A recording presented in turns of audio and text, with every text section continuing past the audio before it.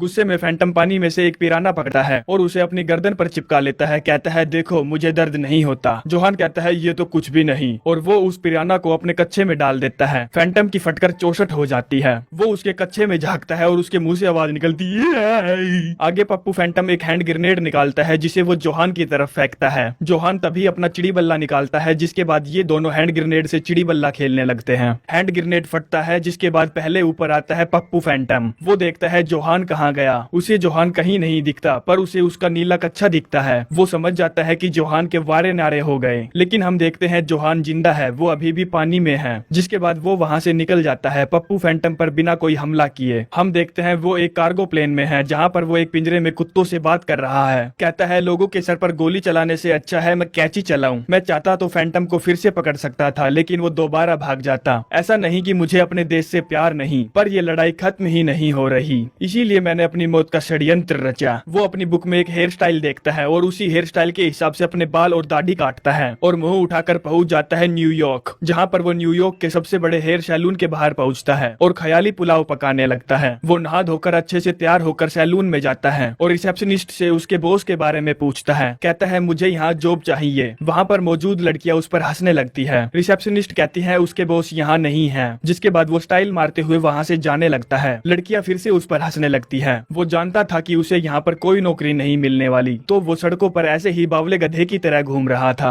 सड़क पर एक कार वाला साइकिल वाले पर भड़क रहा था जिसका रीजन था साइकिल की वजह से कार का ट्रक के साथ टकराना। जोहान वहाँ पहुँचता है और कार वाले को अच्छे से सबक सिखाता है और उसे गिंडली मिंडली बना देता है। जिसके बाद वो एक ही घुसंड में ट्रक को ठीक कर देता है। साइकिल वाला बंदा जिसकी वजह से एक्सीडेंट हुआ था उसका नाम माइकल है। वो उसे अपने घर ले आता है जहाँ पर वो डिनर करते हैं। डिनर के बाद जब माइकल अपनी मोम को देखता है तो पाता है कि जोहान उनके साथ घचाघच मचाने में लगा हुआ है। माइकल जोहान से कहता है बहनचोद एक दिन तो इंतजार कर लेता। माइकल का मूड खराब था तो वो दोनों क्लब में जाते हैं जहाँ पर एक आदमी आता है जिसका नाम है ओरी, जो कि जोहान को पहले से जानता था। वो जोहान को पहचान जाता है। कहता है और क्या हाल है मेरे जोहान भाई। वो कहता है मेरा नाम जोहान नहीं है, मेरा नाम है स्क्रीपी कोको। ओरी कहता है नहीं तुम्हारा नाम जोहान ही है। जोहान समझ जाता है कि ये साला तो चिपकू है, इसको तो हकीकत बतानी ही पड़ेगी। कहता है पता नहीं साले लोग लड़ाई क्यों करते हैं, मैं अब लड़ाई से संन्यास ले चुका हूँ, मैं एक हेयर ड्रेसर बनना चाहता हूँ। ओरी अपनी पॉकेट से एक कार्ड निकाल कर देता है। कहता है तुम्हारा काम हो गया समझो। हम उस विजिटिंग कार्ड को देखते हैं जो कि इलेक्ट्रॉनिक दुकान का था। जोहान कहता है तू पागल है क्या, मुझे हजाम बनना है ना कि इलेक्ट्रिक सेलर। अगले दिन जोहान कई जगह इंटरव्यू देता है लेकिन उसे कहीं भी हजाम की जॉब नहीं मिलती क्योंकि उसे सिर्फ गर्दन काटनी आती थी, बाल नहीं। जोहान हार थक कर निराशा अपने चेहरे पर लेकर ओरी के पास पहुंचता है और उससे काम मांगता है। ओरी उसे रास्ते के कोने पर एक दुकान दिखाता है जो कि इनके दुश्मन कैकड़ा गैंग के इलाके में है और इनकी गैंग का नाम है बिच्छू गैंग। कहता है वो लोग तेरे को काम दे देंगे, कोई दिक्कत नहीं आएगी। जोहान पूछता है कैकड़ा गैंग किसकी है। ओरी कहता है वो गैंग पप्पू फैंटम की है, उसकी एक बहुत बड़ी बर्गर की दुकान है। जोहान चौंक जाता है कि वो साला ये किस तरह का धंधा कर रहा है, उसे तो गन्स वगैरह सप्लाई करनी चाहिए। जोहान ना चाहते हुए भी उस सैलून में काम पूछने जाता है। हम सैलून की हेड को देखते हैं जिसका नाम है दलिया। वो पूछती है क्या तुमने इससे पहले कभी बाल काटे हैं। जोहान कहता है हाँ मैंने खुद के बाल काटे हैं। दलिया उसे काम पर रखने से मना कर देती है। जोहान उसके सामने काम की भीख मांगता है। दलिया कहती है ठीक है मैं तुम्हें यहाँ साफ सफाई का काम देती हूँ और अगले ही दिन से जोहान वहाँ पर काम करने लग जाता है। वो अपने काम में इतना परफेक्ट था कि वो एक भी बाल को नीचे गिरने से पहले ही उसे साफ कर देता था। कुछ दिनों तक जोहान ऐसे ही साफ सफाई करता रहा। एक दिन रिसेप्शन पर कॉल आती है कि इनकी एक लड़की ने काम छोड़ दिया है। जोहान को ये मौका लगा कुछ करके दिखाने का। वो दलिया से कहता है मैं उसकी जगह लेने के लिए बिल्कुल तैयार हूँ। दलिया कहती है मेरी परेशानी और मत बढ़ाओ, तुमसे कोई गड़बड़ हो गई तो हमारे तो एल लग जाएंगे। वहीं पर बैठी बुढ़िया इन दोनों की बातें सुन रही थी। कहती है अगर इसको बाल काटने आते हैं तो मैं इससे कटवाने के लिए तैयार हूँ। जोहान को इसी मौके की तो तलाश थी।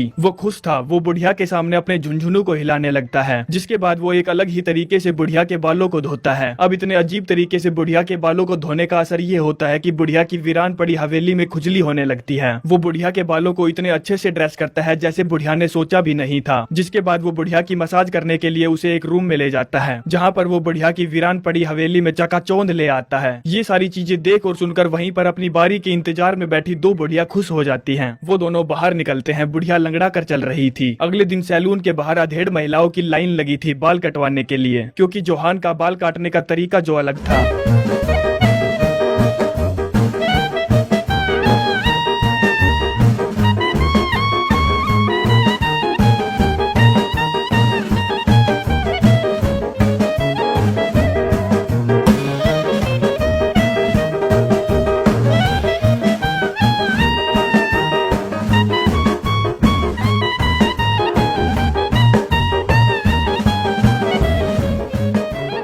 जोहान अपनी कमाई हुई सारी पूंजी निकालकर दलिया को दे देता है और दलिया उन पैसों को वहाँ के लैंडलॉर्ड को दे देती है। जोहान सैलून में काम करने वाले एक लड़के को उसके तरीके से काम करना सिखाता है, जिसमें वो एक बुढ़िया के कंधों पर अपने झुनझुनों को रगड़ते हैं, जिसमें बुढ़िया को बहुत मजे आ रहे थे। हम एक टैक्सी ड्राइवर को देखते हैं जिसका नाम सलीम है। वो जोहान को देखता है और पहचान जाता है कि ये तो साला वही सोल्जर है जिसने उसकी गोरी नाम की बकरी चुराई थी। सलीम अपनी गैंग को इकट्ठा करता है उसकी चुराई हुई बकरी का बदला लेने के लिए। जोहान दलिया के साथ घूमने जाता है, कहता है बातचीत करने से दोस्ती बढ़ती है और बिस्तर में घचाघच करने से पहले दोस्ती जरूरी है। दलिया मुस्कुरा कर कहती है नहीं नहीं नहीं नहीं नहीं, ऐसा कुछ भी नहीं होने वाला, मैं सिर्फ तुमको यहाँ बाहर घुमाने लाई हूँ। अगले दिन जोहान बुढ़िया को सर्विस देने के लिए रूम में ले जाता है। बुढ़िया कहती है जल्दी से शुरू करो ना। जोहान अपना पूरा जोर लगा देता है लेकिन उसकी तोप खड़ी नहीं होती। कहता है दादी आज मामला थोड़ा डगमगाया सा है, मुझे माफ कर दे। दादी कहती है कोई बात नहीं, नेक्स्ट टाइम तुम मेरे साथ 2 बार करना, हिसाब बराबर हो जाएगा। अगले दिन किराए के वसूली के लिए 2 लोग आते हैं। दलिया उन्हें पैसों की गड्डी देते हुए कहती है तुम लोग हमें यहाँ से निकाल नहीं सकते,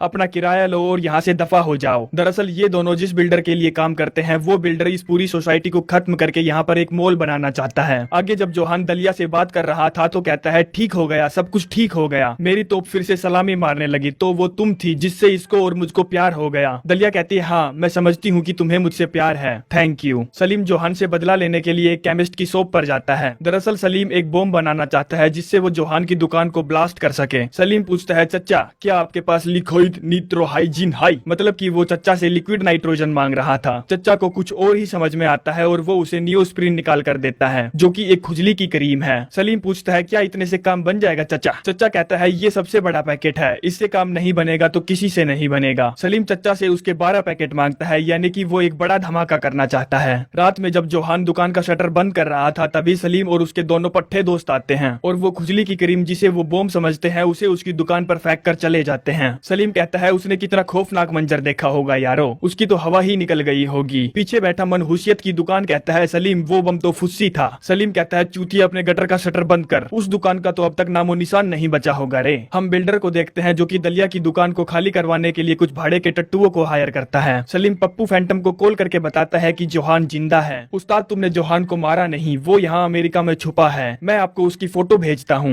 पप्पू फैंटम जोहान की फोटो देखता है और उसे पहचान जाता है, जिसके बाद वो जोहान को खत्म करने के लिए अपनी प्रैक्टिस स्टार्ट करता है। दूसरी तरफ जोहान दलिया से प्यार करता था तो वो दलिया को बता देता है कि वो एक आर्मी सोल्जर है। दलिया को वो लोग बिल्कुल भी पसंद नहीं जो हिंसा फैलाते हैं। जोहान कहता है दलिया मैं तुमसे बहुत प्यार करता हूँ, मैं लड़ाई दंगे बिल्कुल छोड़ चुका हूँ, चाहे कुछ हो जाए मैं हथियार बिल्कुल नहीं उठाऊंगा। दलिया कहती है कोई फर्क नहीं पड़ता, बस चले जाओ और मुझे भूल जाओ। जोहान दुखी होकर वहाँ से चला जाता है। हम देखते हैं शहर में एक बास्केटबॉल का गेम चल रहा है जहाँ पर कैकड़ा और बिच्छू गैंग दोनों के लोग मौजूद थे। फैंटम भी वहाँ था तो जोहान भी वहाँ पर पहुँच जाता है और ये दोनों झगड़ने ही वाले थे कि तभी जोहान के फोन पर माइकल की कॉल आती है। वो बताता है कि कुछ लोगों ने दुकानों में आग लगा दी है। हम मार्केट में देखते हैं जहाँ पर मौजूद दोनों गैंग एक दूसरे पर आरोप लगा रही थी। तभी फैंटम भी वहाँ पहुँचता है जो कि साला टोटल हवाबाज था। वो बिना पानी और बिना फायर सिलेंडर के ही अंदर चला जाता है आग बुझाने के लिए और लात और मुक्कों से आग बुझाने की कोशिश करता है। जोहान भी वहाँ पर था। वो समझ जाता है कि वो ये सब अकेला नहीं कर पाएगा तो वो रेस्टोरेंट से चटनी की टंकी उठा लाता है जिसे वो आग पर छिड़कता है, जिसकी वजह से आग शांत हो जाती है। पप्पू बाहर आता है, पूछता है तुमने मेरी मदद क्यों की?